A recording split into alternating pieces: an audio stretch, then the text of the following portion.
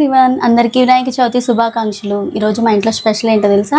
అందరి ఇంట్లో ఉండేయే గారెలు, పొంగలి, పులిహోర, కుడుములు కూడా చేద్దాం అనుకున్నా కానీ నాకు రావని చెప్పి చేయలేదు.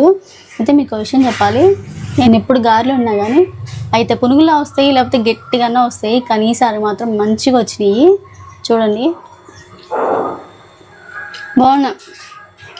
పోయినసారి చేసినప్పుడు ఏం గట్టిగా వచ్చినాయి, ఈసారి మంచిగానే ఉన్నా. ఇప్పుడు పులిహోరలో నాకు ఇలా పచ్చిమిర్చి ఉండాలి. పచ్చిమిర్చిని ఇలా పెట్టుకొని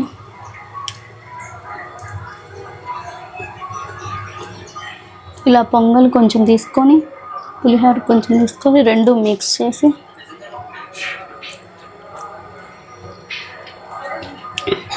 కొంతమంది చీ అనుకుంటున్నారు కదా, ఇలా నాలా తినేవాళ్ళు కూడా ఉంటారు. వాళ్ళకనే చూస్తే ఈ వీడియో తప్పకుండా కామెంట్ చేయండి. మా రిషిగాడు వడలు చేసామంటే ఇందులో ఆనియన్స్, అల్లం అట్లాంటి అసలు ఏమి వేయనివ్వడు. పచ్చిమిర్చి కానీ కరివేపాకు అసలు ఏమి వేయకుండా చేయాలి. ఒకవేళ పొంగల్ చేసామనుకో కాజు కిస్మిస్ ఉంటాయి కదా, అసలు అవి కూడా ఏమి వేయద్దు. పులిహోర చేసామంటే ఇందులో ఏడ్చనకాయ గుడ్లు ఉంటాయి కదా, అవి కూడా వేయద్దంటాడు.